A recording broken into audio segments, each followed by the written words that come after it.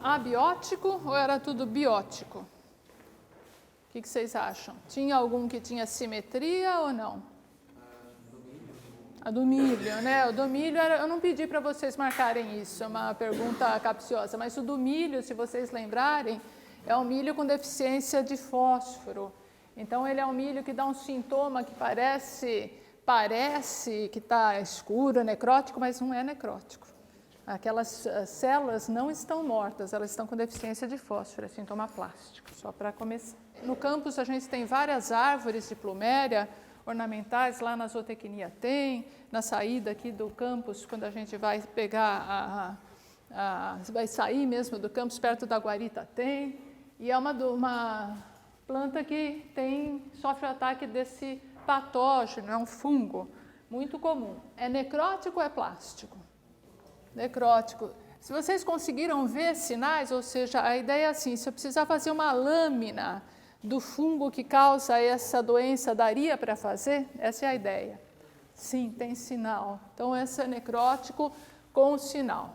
Muito bem. Segundo material é o ídio da soja, uma doença que é comum nessa época, é uma das poucas doenças que gosta de tempo seco, não gosta de clima úmido, de muita chuva, muito comum em casa de vegetação. É necrótico ou é plástico? Oi?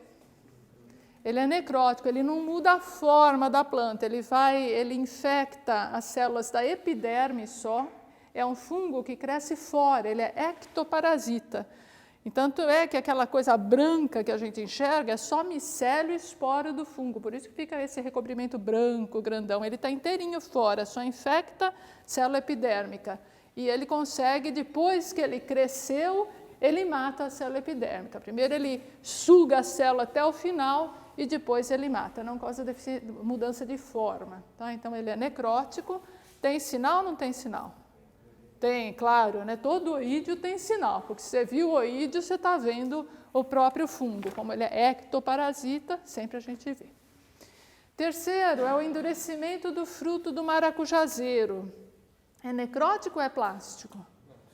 É plástico, é uma virose causada por um vírus do endurecimento do fruto. Então, vocês vejam os sintomas, que aquele mosaico, folhas deformadas, tem uma planta de maracujazeiro sadia atrás, e as da frente estão todas infectadas. O vírus entrou com o vetor, rapidamente se multiplicou, tomou o floema e agora todas as folhas estão com mosaico, sintoma plástico. Tem sinal ou não tem sinal? Não dá para ver, aliás, nenhuma virose vai ter sinal visível, né? O vírus está sempre dentro da planta e o vírus é muito pequeno. Então, de modo geral, sintoma plástico não tem sinal. Verrugose dos citros, é necrótico ou é plástico? Aqui tem uma divisão, né? Essa é uma doença chata da gente fazer. É necrótico ou é plástico? É necrótico.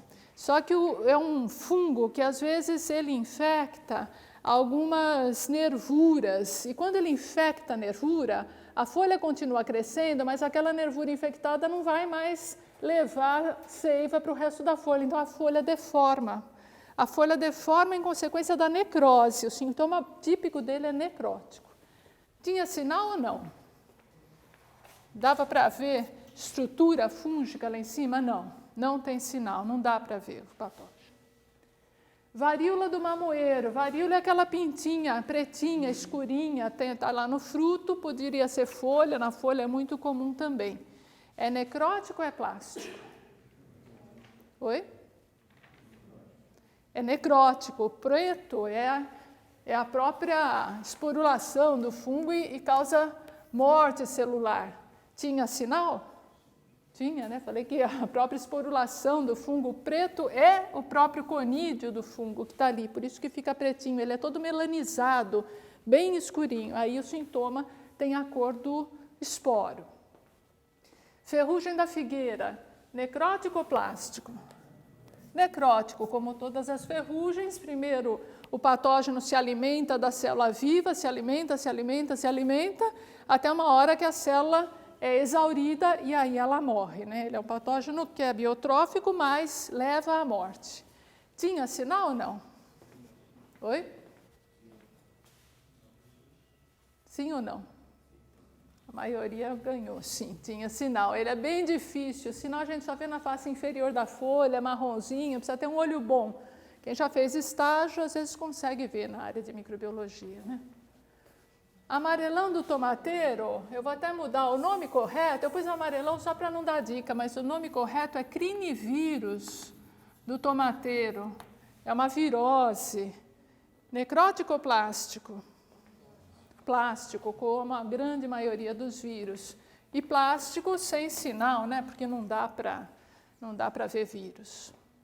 O outro era aquelas duas folhinhas debaixo do milho, que mostravam sintomas de deficiência de fósforo, né? Comparada com a planta que não mostrava. E os sintomas de deficiência, a maioria deles é plástico, a maioria deles dá para reverter. Então, normalmente, a célula não morre, né? E não tem sinal, porque é abiótico, né? Doença, nesse caso, deficiência. Galha das rosáceas, é necrótico ou é plástico? Plástico. Todas as galhas, elas decorrem de uma deformação, de uma hiperplasia ou hipertrofia celular. Então, a galha não é matar a célula, é criar a célula nova. Então, galhas são sempre plásticas e não dá para ver nenhum tipo de agente causal ali, então não tem sinal. Tá? Mosaico da abobrinha, necrótico ou plástico? Plástico, virose. Então, mais semelhante ao vírus do endurecimento do fruto do maracujazeiro, causa aquele mosaico, deformação, subdesenvolvimento da planta, tinha uma abobrinha sadia para vocês compararem, então, de modo geral, sintomas plásticos, vírus, não tem sinal visível. Podridão negra das crucíferas, necrótico ou plástico? Necrótico, né? Aquelas manchas bem necrosadas no bordo da folha, vindo de fora para dentro. Tinha sinal ou não tinha sinal? Dava para ver sinal? Não, se a gente passar a mão na folha, ela está lisinha. E não dá para ver mesmo, é uma doença bacteriana, a bactéria está lá dentro. Para a bactéria exudar, a gente precisa fazer uma super câmara úmida, é bem difícil, raro de ver sinal, então sem sinal. Mancha foliar da amoreira, necrótico ou plástico? Necrótico, mancha bem necrótica, típica, dava para ver sinal ou não? Não, não dá para ver sinal, inclusive não sei nem exatamente que agente causal é. Sei que é fungo, mas precisaria isolar para a gente saber. Tá? Então, necrótico sem sinal. Ferrugem da cebolinha, necrótico ou plástico? Mais uma ferrugem, como? Necrótico, como todas as ferrugens. Né? O fungo se alimenta da célula viva, mas leva à morte, não leva à modificação na forma do hospedeiro, não. Então, sintoma necrótico, dava para ver sinal? Dava, bem ferruginoso, né? A gente até vai fazer lâmina dele já já. Bolor verde dos citros, necrótico ou plástico? Necrótico, é o mesmo caso do pimentão, né? Ele mata os citros de tal forma que eles perdem até a conformação, mas por morte, né? Tinha sinal ou não? Muito, né? Ali sobrava bolor, tudo que é verde é esporo do fungo. E a última, que estava conservada, são galhas radiculares causadas por um nematóide chamado meloidógeno. Como galha é plástico e não dava para ver sinal. Tudo bem? Alguma dúvida? Alguém ficou com dúvida? Fez alguma classificação incorreta? Quer perguntar? O que a gente vai fazer um pouquinho agora, um segundo exercício, é de exames de sinal. Porque quando a gente olha uma sintomatologia, algumas são fáceis, né? O ídio da soja não tem muito erro, se olha o sintoma e chega na doença. Mas algumas, elas podem ter sintomatologias, duas doenças com sintomatologia similar. Por exemplo, ferrugem da cana-de-açúcar. Tem duas ferrugens da cana-de-açúcar, ferrugem marrom e ferrugem alaranjada. São duas espécies diferentes de Puccinia. É o mesmo gênero, mas tem duas espécies diferentes que as causam. E as fontes de resistência são diferentes. A fonte de resistência da ferrugem marrom é uma, a fonte de resistência da ferrugem amarela é outra. Então, quando você faz a seleção de cana, porque a gente controla doenças de cana por variedade resistente, a maneira melhor de controlar a doença de cana não é passar fungicida. Então, quando você faz a seleção, você precisa saber que ferrugem que é aquela. E para saber que ferrugem que é aquela, olhando o sinal, olhando o sintoma, é muito difícil. A gente tem que fazer uma lâmina e comparar os esporos que a gente está vendo com a descrição das duas espécies. E aí a gente chega se é ferrugem amarelada ou se é ferrugem marrom. Então, para isso, existem várias doenças para as quais o sintoma, só a sintomatologia não nos permite chegar à diagnose. A gente olha o sintoma e faz uma lâmina para chegar no sinal. E a maior parte das nossas aulas nós vamos fazer isso, porque quando vocês olham uma doença, vocês olham o sintoma, mas para ter certeza mesmo tem que ver se o patógeno é aquele que está descrito, né? Então as nossas aulas vão ser sempre assim, avaliar sintoma e fazer a lâmina para ver sinal, sempre que possível, evidentemente. Então os sinais, eles podem ser muito visíveis, né? Então aqui é uma parte esporulante, se a gente fizer uma lâmina dessa parte aqui, dessa podridão do caju, a gente encontra esporanjo de rízopos, que é um patógeno muito exuberante, né, grande, a gente vê facilmente. E aqui é o caso que eu falei de ferrugem da cana-de-açúcar com os urediniósporos das pústulas de ferrugem, né? Então aqui são os esporos, urediniósporos típicos de ferrugem. Quando eu vejo um sintoma desse tipo e olho no microscópio esse tipo de esporo, eu chego na ferrugem tranquilamente. Eu sei que é ferrugem porque o sintoma é parecido, tem a pústula, a epiderme se rompe, sai aquela massa pulverulenta e os esporos têm essa coloração ferruginosa, né? Amarelada, marrom, ferrugem, e normalmente o bordo do esporo ele não é liso. A gente mexendo no micrométrico vê que os esporos eles têm uma série de saliências. Então é um bordo que não é um bordo liso, é um bordo com espinhazinha, a gente chama de equina, equínula, equinulado. Se vocês forem ler, bordo do esporo equinulado, quer dizer que ele tem saliência. Essa saliência ajuda o esporo a ser transportado pelo ar. Então, uma esfera muito lisa, ela cai muito mais fácil do que uma esfera que é cheia de reentrância, onde o ar ajuda a segurar esse esporo no ar. Então, esse é um indicativo para a gente chegar na diagnose, presença de urediniósporo na lesão. No caso de bactérias, como raramente a gente consegue ver a bactéria, a gente tem duas técnicas para ver se tem a bactéria. Uma é cortar a folha e olhar no microscópio, e se tiver, a bactéria sai para a água, porque ela quando está no xilema, ela está em grande concentração. Se você corta, ela sai, aquela concentração de bactéria vai para a água e a gente enxerga o que a gente chama de corrida bacteriana. E às vezes a concentração é tão grande que dá para ver olho nu. Então, no caso daquelas bactérias que causam murcha, que eu mostrei aquelas murchas de tomateiro, se você cortar lá no colo e puser num copo de água, a gente vê esse filme aqui de bactérias saindo. Isso seria o sinal, uma diagnose que a gente dá para fazer até no campo, né? Ver a murcha, é uma murcha de bactéria ou de fungo? Dá para fazer esse corte e ver. Se tiver isso aqui, é bactéria. Se não, não sai nada. Tá bom? Então, o segundo e último exercício da aula vai ser observação de sinais. E a gente vai tentar fazer todos juntos para relembrar a microscopia, como é que mexe, chegar na diagnose de uma das doenças que vocês já viram, que é essa número 13, a ferrugem da cebolinha. Tá bom? Tudo bem? Então, antes de começar o nosso exercício, só para finalizar essa parte aqui, quando a gente faz a diagnose, isso vai ser assunto das próximas aulas, a gente observa sintoma, visualiza sinal, consulta a literatura e chega na diagnose. Então, isso é o que a gente faz e é o que nós vamos fazer nas nossas aulas. Tudo bem? Então, nós vamos concentrar o nosso curso nessa metodologia aqui. Sintoma, sinal, consulta na literatura. Tudo bem? Então, vamos começar a fazer hoje um exercício de observação de sinal de ferrugem da cebolinha. Então, a primeira coisa que vocês vão fazer, toda aula que vocês chegarem aqui, por favor, pega um pedaço de algodão seco e a gente vai limpar as objetivas com algodão seco. Principalmente objetiva de 10, 40 e 100. Então, pode passar o algodão seco na objetiva. Vamos limpando as objetivas porque se não tiver um bom foco, não adianta a gente fazer uma boa lâmina, precisa ter microscópio limpo.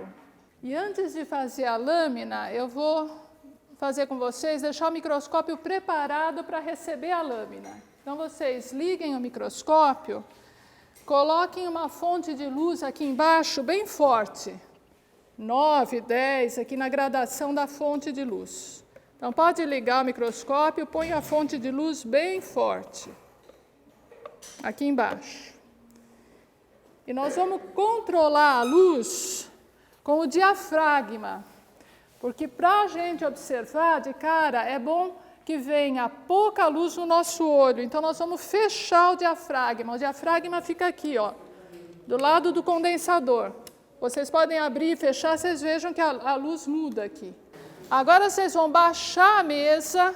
Nós vamos preparar para receber a lâmina. Vamos baixar a mesa e deixar a objetiva de 10 vezes. O aumento nosso vai ser 100. A ocular de 10 e a objetiva de 10. Tudo bem? Então, microscópio limpo, a luz arrumada, objetiva de 10, é a menorzinha. Objetiva 100, está escrito aqui 4, deve ser essa aqui 10. Ó, 10 vezes, está aqui do lado. Tá? O amarelinho é 10. Então, vocês olhem, a objetiva está escrito o valor dela, o número. Aqui está 4 vezes, o outro está 10 vezes, 40 vezes e 100 vezes. Nós vamos deixar na objetiva de 10. O aumento é 100 porque a ocular é 10. E agora nós vamos preparar a lâmina. Então, para preparar a lâmina, vamos criar um hábito aqui. O nosso balcão de granito, ele é muito ruim, porque a gente não enxerga as coisas quando a gente coloca uma lâmina aqui em cima. Então, a gente vai sempre fazer a lâmina em cima desses pedacinhos de plástico aqui. Tem 6 pedacinhos de plástico por balcão. Distribui um para cada um. E nós vamos fazer o preparo da lâmina sempre aqui em cima. Vocês podem pegar a lâmina, colocar a lâmina em cima desse pedacinho e agora é hora de ligar a lamparina para a gente dar uma flambada na nossa agulha. Nós não precisamos esterilizar a agulha, não precisa esterilizar lâmina, é só flambar, só passar a agulha pelo fogo ou passar no álcool e no fogo. Então, o ideal é pegar uma agulha, vocês têm um frasquinho de álcool, só a ponta da agulha no álcool, passa essa agulha pelo fogo, dá uma flambada, acabou. Tá? Então não precisa esterilizar até ficar vermelha, nada disso. Passa um pouquinho no álcool, passa pelo fogo, tira do fogo, está tudo bem. Não precisa esperar ficar vermelha não, só flamba e tira, não precisa esterilizar a agulha. Acabou, tampa a lamparina. Não precisamos mais da lamparina depois da flambagem. Flambaram, pode tampar. Tudo bem? Então, agora a gente vai pingar um corante na lâmina. Existem preparações onde a gente pode usar água, mas eu prefiro usar sempre o corante, porque com corante sempre funciona, e com água só funciona para esporo colorido. Então, a ideia é que aqui no nosso curso sempre a gente vai usar o corante. O nosso corante é um azul de algodão que está diluído aqui no lactoglicerol. Tá? Então, o corante azul diluído no lactoglicerol. Uma gotinha, não precisa ser muito não, uma gotinha no centro da lâmina, basta para a gente fazer a nossa lâmina para o sinal. Então, uma gotinha assim desse tamanho, tá boa, tá? Não precisa fazer uma coisa enorme, uma gotinha desse tamanho já está boa. Uma gotinha do azul de algodão com lactoglicerol assim está bom. Não precisa exagerar no corante, tá? Uma gotinha de lactoglicerol. E agora a gente tem 2 técnicas para fazer a lâmina. Eu vou fazer com a mais difícil, mas vou ensinar a mais simples também. A mais simples é com durex. A gente pode pegar os sinais nossos com durex. Pega um pedaço de durex, põe em cima da folha, tira e põe no corante. Está feita a lâmina. Mas nós vamos fazer com a agulha que vocês esterilizaram para a gente ir direto no nosso patógeno. Tá? Então, vocês vão pegar a folhinha que vocês receberam e vão identificar pústulas que estejam bem amarelinhas ferruginosas. vão passar a agulha sobre essas pústulas e imediatamente na gotinha sobre a lâmina. E vão fazer isso para várias pústulas. Então aqui está ótima a sua, essas daqui, tá vendo? Passa várias vezes, em várias pústulas, não pega uma só. Se tiver difícil, vai virando a folha até identificar pústulas boas. Isso, vai passando, coleta de leve e já põe na gota e volta com a agulha. E a gente vai garantir a presença de um número grande de urediniósporos na nossa lâmina. Então, nesse caso aqui, quanto mais pústulas a gente conseguir coletar, melhor, mais fácil vai ser chegar à observação dos sinais.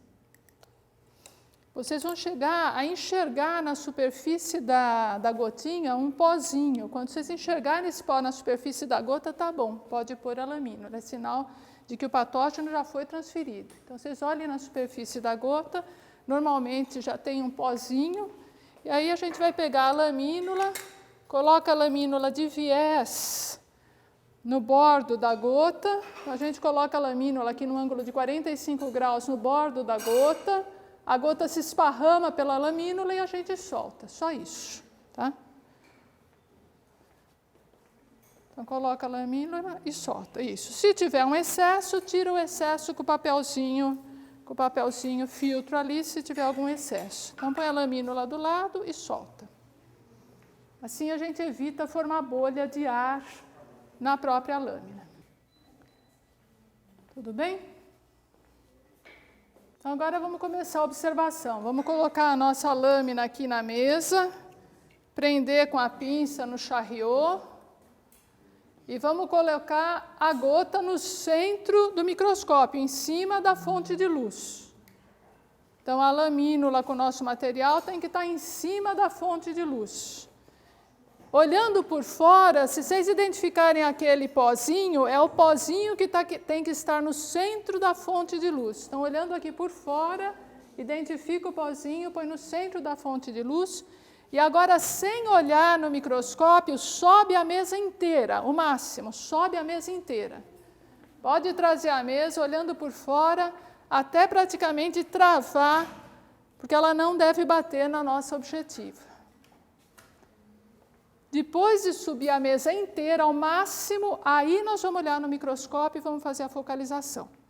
O foco é muito próximo da onde vocês estão, não é para baixar muito a mesa. Se baixou, não chegou ao foco, tá bom? Então, sobe tudo, baixa um pouquinho olhando, e agora a gente vai tentar focalizar o nosso patógeno nesse aumento de 100 vezes, objetiva de 10.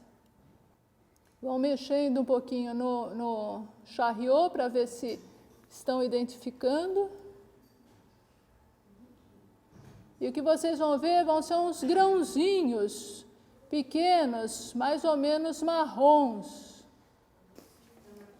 Agora, vocês vão passar sem mexer agora na regulagem do foco, sem mexer no macrométrico, passa para a objetiva de 40, aumenta, olhando na ocular, aumenta a luz, mexe agora no diafragma para ficar uma luz boa. Então, se vocês mexerem no micrométrico, vocês vão ver que o bordo desse esporo não é um bordo liso, ele é um bordo todo ornamentado.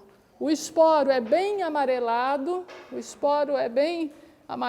alaranjado, e o bordo é ornamentado. Todo mundo viu? É sutil, a ornamentação não é uma coisa assim grande, é uma coisa sutil. Mexendo no micrométrico, ele fica uma sombra em volta do esporo. Então, essa coloração, esse sombreamento, esse tipo de sintoma, com isso a gente chega no agente causal, que é um patógeno, um fungo chamado Puccinia porre de cebola e alho.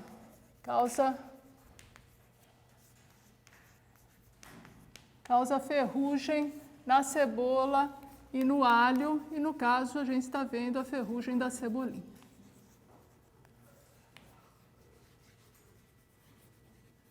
Então, esse é a nossa observação de sinais. O que vocês viram, essas estruturas que vocês viram, elas são chamadas de urediniósporos ou uredósporos. São os esporos. Vocês falarem isso é esporo? Está correto, é um esporo. O esporo das ferrugens recebe esse nome. O esporo dos basidiomicetos, dentro dessa ordem Coccineales, recebe esse nome, urediniósporos ou uredósporos. Esporos provenientes de urédia. Todas as ferrugens, a grande maioria produz, e a diagnose é feita com base neles. Então, toda vez que vocês olharem um sintoma, aparece ferrugem, faz essa lâmina e dá esse tipo de esporo, chega na diagnose.